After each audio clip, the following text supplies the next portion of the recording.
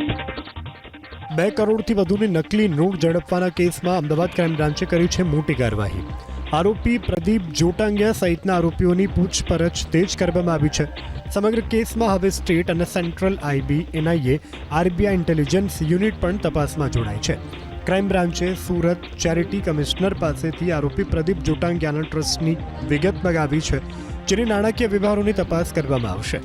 યોગ ગુરુ પ્રદીપ જોટાંગિયા સંચાલિત આશ્રમ ટ્રસ્ટની અન્ય મિલકતો અંગે પણ તપાસ કરવામાં આવી રહી છે, જેમાં સુરત જિલ્લા લોકલ પોલીસ પણ અમદાવાદ ક્રાઇમ બ્રાન્ચની મદદ કરી રહી છે। તપાસમાં એવો પણ ખુલાસો થયો છે કે નકલી ચલણી નોટો જલ્દીથી ઝડપાય નહીં તે માટે છાપવામાં 12 સિક્યુરિટી ફોર્સિસનું પણ ખાસ ધ્યાન રાખવામાં આવતું હતું। સિક્યુરિટી ફોર્સિસ અંગે કરન્સીની તપાસ માટે ચલણી નોટો આરબીઆઈને મોકલવામાં આવશે।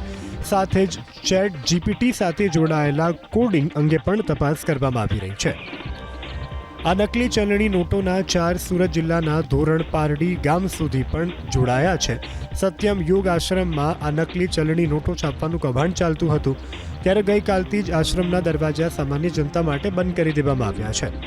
આશ્રમમાં મૂકેલી મોંઘીદાટ કાર પણ ગાયબ થઈ ગઈ છે, તો એક મહિલા દરવાજા પર લખાણ લખતી હોય તેવો વિડીયો પણ ગ્રામજનોએ ઉતાર્યો હતો। ગ્રામજનોએ પણ પંચાયતમાં એક બેઠક કરી રોષ ઠાલવ્યો।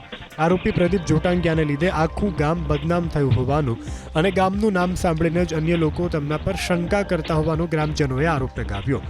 ગ્રામજનોનું તો ત્યાં સુધી કહેવું છે કે જ્યારે પણ તેઓ 500 રૂપિયા આપીને કોઈ સામાન ખરીદે છે તો વેપારી એ નોટને વારંવાર ચેક કરે છે। ગ્રામજનોએ આશ્રમ પર બુલડોઝર ફેરવવાની માંગ કરી।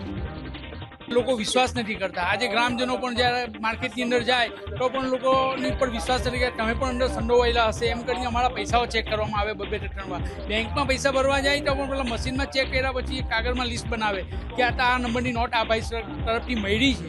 તો પછી આના લીધે અમારા ગ્રામજનોને પણ આજે એનઆરઆઈ ગામ છે, કેટલા લોકો બહારથી આવે છે તો એ લોકોનો પર પણ આજે લાંછન લાગે છે ગામમાં।